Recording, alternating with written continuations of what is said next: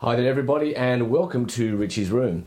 Now I've had the Samsung Galaxy Gear now for about a week and I thought instead of doing the usual review or first look, I'd take a inspiration from one of my favourite YouTube channels, Cinema Sins, and have a discussion with myself about the new Samsung Galaxy Gear. Let's do it.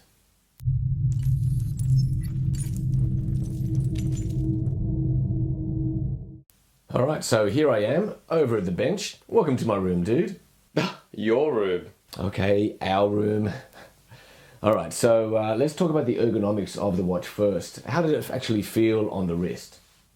Yeah, they've kept the design pretty simple. You've got the wristband that goes around to a fairly industrial looking face, and then we've got the camera on the other side as well. But quite light on the arm. I don't seem to really notice it, to be honest, after a while. Okay, cool. Now let's focus on the watch aspect first. I know that you love to wear your Seiko chronograph watch. So what's it like to replace your day-to-day watch with the Galaxy Gear instead? Actually, there is one big difference, and that is that you can't just glance at your watch to look at the time from now on. You've either got to press a button to bring up this display, or set it so that the sensor detects when your wrist comes up, and then the display becomes active. So you've got to change your habits slightly there.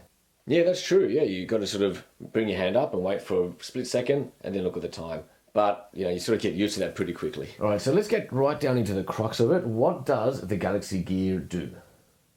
Well, one of the big questions I always get asked is, when they see the Gear, is can it make phone calls? And it can. It's got a dialer built in, and it's got a speaker and microphone built into the bottom, so it's quite easy to actually make a phone call using it just like a speakerphone. But if I was to really look at what it does from a day-to-day, hour-to-hour basis, probably the most important thing is that it's a notifier. So it takes notifications and pushes them from your phone to your wrist. All right, cool. So give us some examples of those notifications.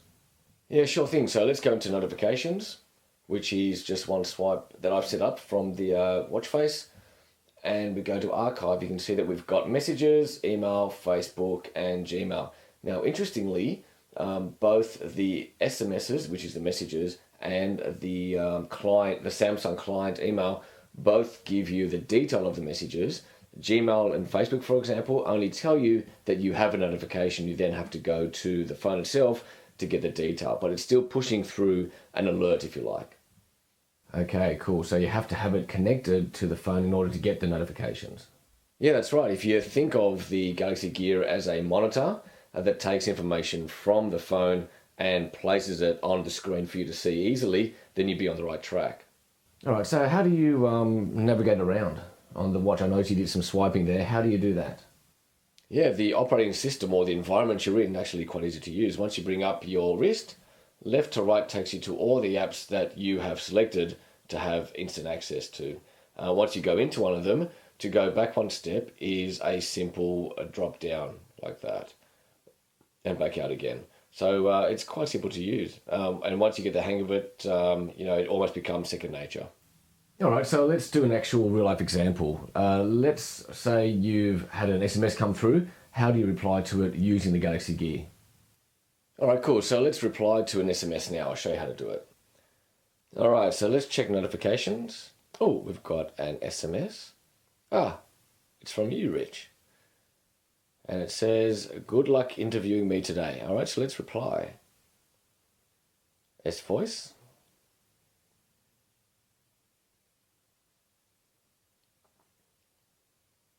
What's your message? I'm sure we will do fine.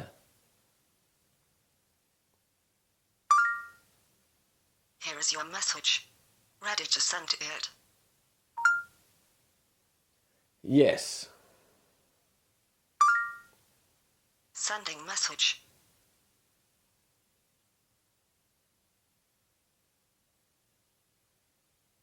Okay, I sent it. All right, cool. Now I noticed there was a bit of a lag there with the S voice function. Yeah, look, I noticed that as well when I was using it. But let's face it, you're going from the watch to the phone to the cloud, back to the phone, and then to the watch again. So there is going to be a little bit of lag. And look, it's first generation as well, but I think it works quite good for where it's at.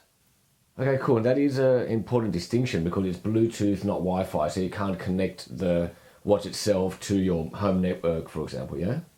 Exactly. So that's what you got to get your head around, that the Galaxy Gear is really a terminal for your Note 3 and later on for other Galaxy phones as well. It's really about that link between the two. It isn't Wi-Fi, it's purely Bluetooth connected to the phone. All right, so what if I get into the car, for example, and I've got it connected to my Gear?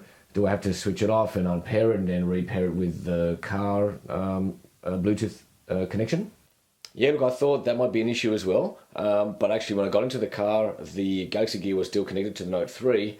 And amazingly, I was able to connect to both the Bluetooth in the car and the Bluetooth via the Galaxy Gear. So it had this dual connection, which was cool. So there's no need to have to worry about unpairing and pairing.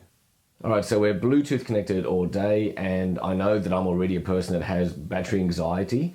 What's it like with the power usage, knowing that the Galaxy Gear and the Note 3 are Bluetooth connected all day long? What was the battery life? Well, to give you an example, I charged both the Note 3 and the Galaxy Gear first thing in the morning, so they were both 100%. By the end of the day, after I'd used the phone as I normally do, and also had the majority of notifications coming through to the Galaxy Gear, both of them had just below 70% battery. So I was pretty happy with that, and that was, over a 12-hour period, so it was quite good.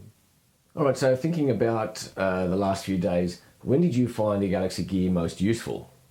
Yeah, look, that's a really good question. I found it to be most useful when my phone was in my pocket. So, for example, if the phone was in my pocket out of sight, I could see who had called, who had sent emails, if I'd had any updates to Facebook, if I'd had any SMSs, and then I could choose whether or not I needed to run out of the meeting or whether I needed to prioritize what was coming through. So I found it quite useful when the phone was actually out of my sight. Yeah, cool, and that makes sense. What about like music controls? Yeah, the media controller through the Bluetooth controls the native music player on the phone, but also it controls the Spotify playback as well, volume and tracks through a playlist. Now that's pretty good. Could you think that it would just obviously just link in back to its media player, but that's pretty cool. Yeah.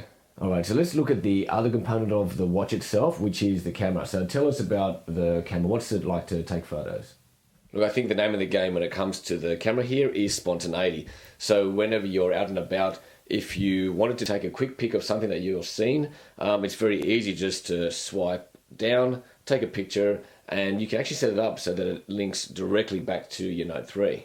And what's it like in different lighting situations or fast-moving objects, those sort of things?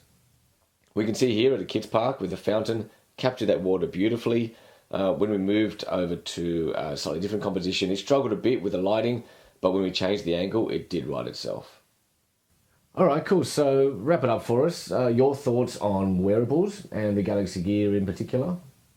Look, now that I've used it for a full week and then over the weekend, it's definitely a Monday to Friday type of product for me, as opposed to a weekend. I think I'll put my fashion watch back on over the weekend because during the week it actually really helps when it comes to notifications and filtering and prioritizing and not having to take your phone out to make those sort of decisions. So I can really see how it's been linked in with the Note 3. It makes a lot of sense from a productivity point of view. All right, well, I think that just about wraps it up, dude. Thanks. No problem. Hope it turns out all right. No, it was fun.